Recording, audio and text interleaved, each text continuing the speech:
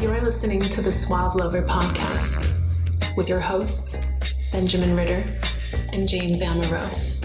SuaveLover.com, advising gentlemen on the art of romance. Now sit back, relax, and enjoy today's episode.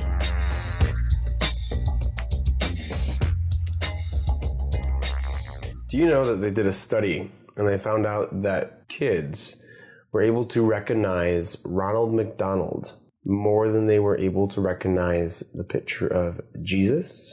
Well, like, duh, Ronald is a clown so dear. They just actually asked a bunch of Jewish kids. But no, really though. It's just all about branding, right? If you can properly brand yourself, people are going to remember you. Mm-hmm. And depending on how you brand yourself, people are going to remember you a specific way. You certainly don't want to be remembered as the Ronald McDonald of the room that you just worked. So it would be you don't want to take off the clown makeup. Right. So look at me and what is my brand? Can you tell what my brand is right now? Right now, urban hip. Clean cut, way better than a sort of like, what is the word, normcore?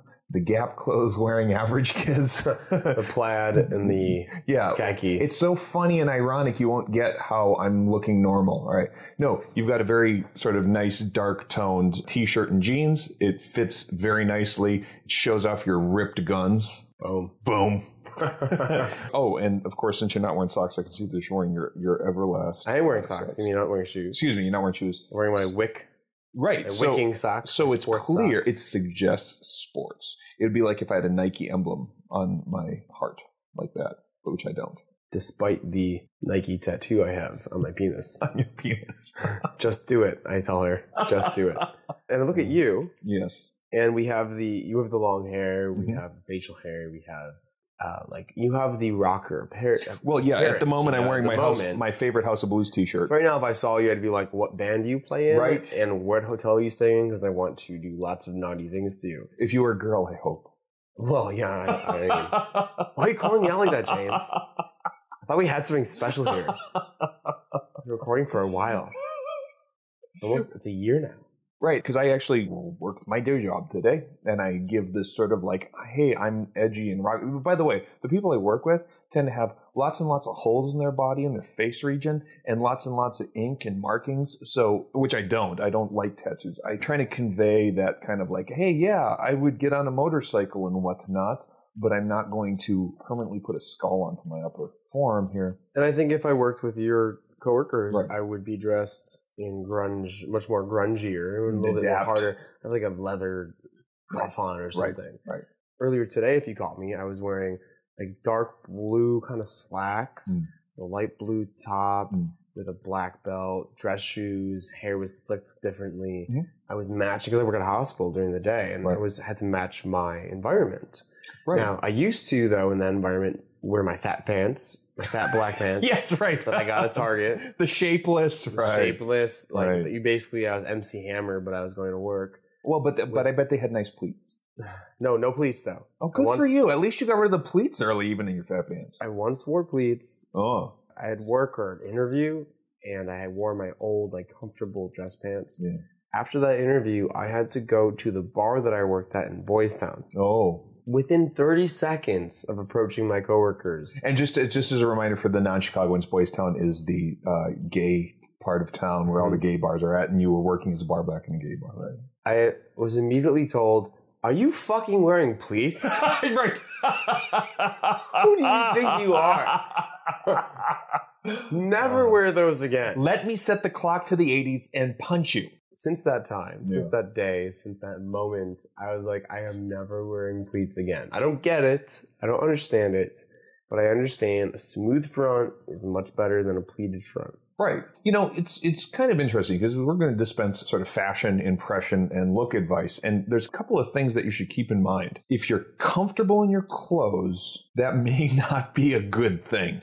And if you're uncomfortable in your clothes, it may be a good thing. I mean, part of this is about learning to determine in advance what kind of clothing style works both for your particular shape, right? But so like these jeans that I'm wearing now. Right, the jeans are great because they're form-fitted. So they look form-fitted, right? These are the most comfortable jeans I have. Good. Because there are specific brands, a specific material, a specific price that even though they're form-fitting, they should be uncomfortable. Are they $200 nudies? So guys, I mean, I'll probably tell you guys later, but there are a couple sites online.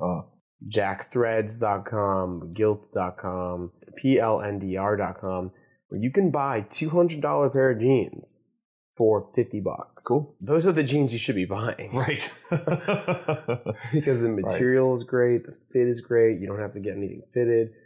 And you're not going to find these jeans unless you go to a small boutique in New York. Because that's the important thing. I mean, I typically wear a pair of Levi's, but just to be clear, off-the-rack pair of Levi's doesn't fit very well. So what you got to do is you got to wash them. You got to be careful about how they stretch and they take their fit. Because the Levi's that I have, when they relax, they don't relax into a good look. I mean, in my case, I get them a little big and I dry them. No, you're not supposed to. You're not supposed to dry your jeans. Right. I dry them so that they fit right. Supposed to put. So I want to go back to branding. All right. But before that, since we talked about jeans, you're supposed to put them in the freezer. That's what they say. Mm-hmm. So you're not supposed to wash your jeans. You're supposed to put them in the freezer. It kills the bacteria, and it won't ruin them. Now, do I do that? No. No. Will I start doing that? No. No. Should you do that? Yes. Right. So if you have jeans, stop washing them and just wait. Like wear them a bunch of times unless you're sweating horribly in them. Right. And then throw them in the freezer. Right. If it starts smelling bad, you can wash them, but you're not supposed to wash jeans. No, but branding, I mean, this is one of the insights from the guys who are pickup guys, and there's good material in the pickup world about this. You can put on a look. You can wear what, certainly dating myself with reference to the guitar player for the Stones, Keith Richards. You can dress like Keith Richards. You gave me the hint. I didn't even know who you were talking about. No, right. You can dress like Keith Richards, Johnny Depp. You can put on sort of like your little accessories. You can definitely wear a part, look a part that isn't necessarily you. And you can try it on for a little while without hopefully having it sort of violate your identity. Now, I understand you're a math guy, you're a scientist, you're supposed to dress like the professor from Gilligan's Island. Trying a different look, just being able to wear clothes that fit a little differently and convey something about you is a wonderful experiment because you'll be amazed. I mean, the social experiment is putting someone into a cop uniform, right? Two things that they notice.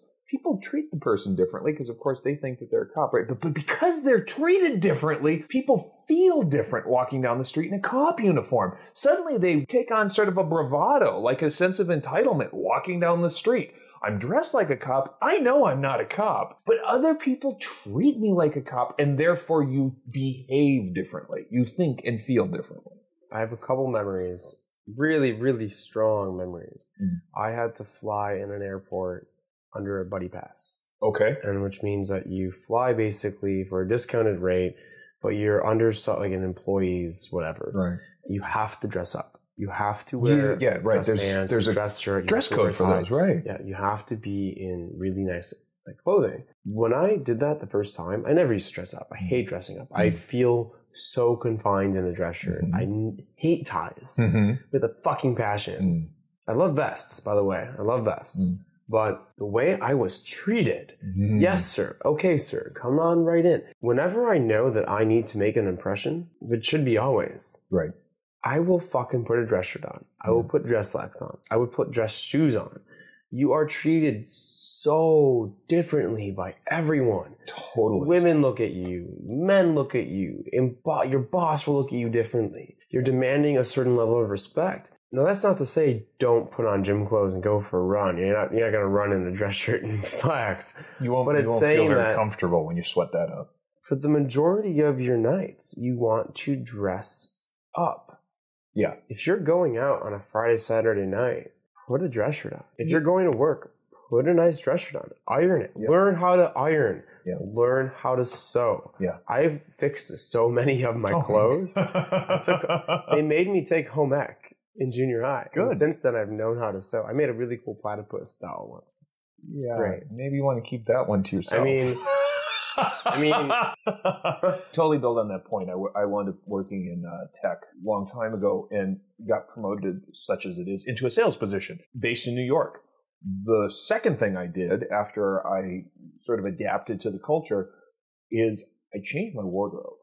I got clothes that fit right. I got New York sort of ties and dress shirts and suits, and it made a huge difference. I went from being sort of the weird creative with the haircut style and the suit to being somebody who commanded a huge amount of respect in a 20,000 person company. It doesn't take that much to change your image as long as you're sort of flexible and open to the fact that this is in fact a presentation of yourself, a dimension of yourself that you're presenting. In other words, I hope I didn't fall out of touch with my long-haired douchey guitar player, but importantly, I did not want to communicate that on a daily basis. And so when I'm going out to a nightclub that has a cover charge, I don't go in with a shitty fucking t-shirt and, street shoes. I was out the other week. It was Sunday fun day. I'm in shorts and fucking bro tank. Right.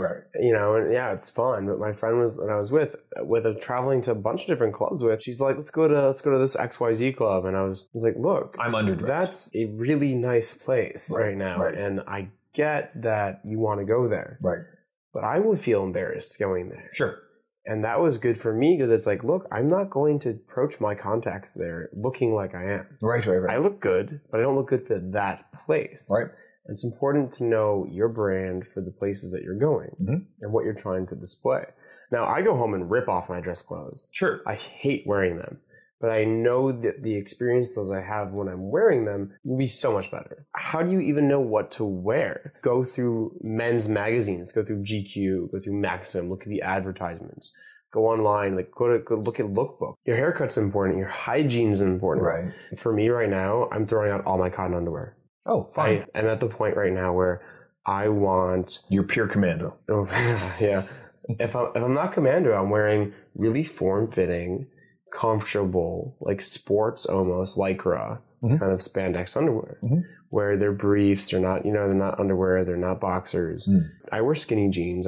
So they need something that's comfortable, that won't fade in the wash, and that will fit under my skinny jeans without going commando. Well, see, I think the thing that helps immensely, and this helped because at the time I was with my wife, is getting a female's opinion. Getting somebody who will give you sort of, hopefully they have a good eye, give you some makeover advice. Because if you are talking about, I think, a makeover, and maybe you can get a couple of looks, but might I suggest you have your go-to look, which is hopefully dressed a little bit above the level of the typical room. Right.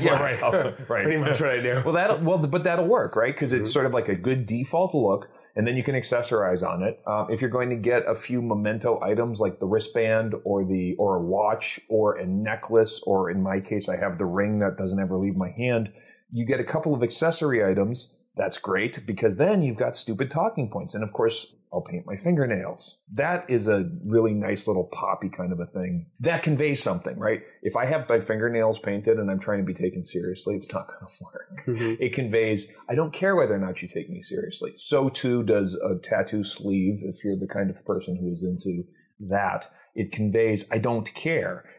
But what you want to do, if you're making yourself over, if you're going from like 0 to 60, I think is find somebody who you trust. Hopefully it's a girlfriend or a friend who's female who will give you that critical eye and say, this reminds me of, I don't know, it reminds me of, you've got a real Ryan Gosling thing going. Oh, I like that. You can go into Akira and get a personal shopper. There you go. I mean, it's going to cost you a little bit of money, but really, like, I went online and bought a pair of shoes I would never buy.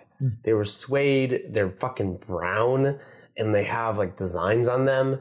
I wore them to an event, a cocktail event, like a specialty event at like, where was it? Like Zara or something, some clothing brand store. Every guy had these kind of shoes. Okay. I was going to wear my plain black dress shoes. Yeah. I would not fit in. I went there and actually bought a new shirt. Okay. Like that's the kind of place it was. And because I had those shoes, I had girls commenting on them. I had people commenting on them. I fit in. It was just invest the money on things that are fashionable, right? You have your staples, you have your slacks and things like that, but build your brand. And I hate to say this, but be on the upward end of fashion. Because when you're not in that environment, you are the upward end of fashion. If you can disentangle the difference between being fashionable and trendy, trendy is going to look incredibly dated when you flip through your Facebook photos in a year. You don't going to be trendy, but being fashionable and being fashion aware, when you look back at the Beatles in their stovepipe and their collarless shirts, they look incredibly fashionable and part of an era, not an era that we're currently in. But so the difference between being fashionable and being trendy is that, you don't have to be a clown about it. And I think that these brown suede shoes would look amazing on you. Look fabulous. Oh, thank you very much. Thank you very much. You have been listening to the Suave Lover podcast. Visit suavelover.com to become the kind of man that women crave.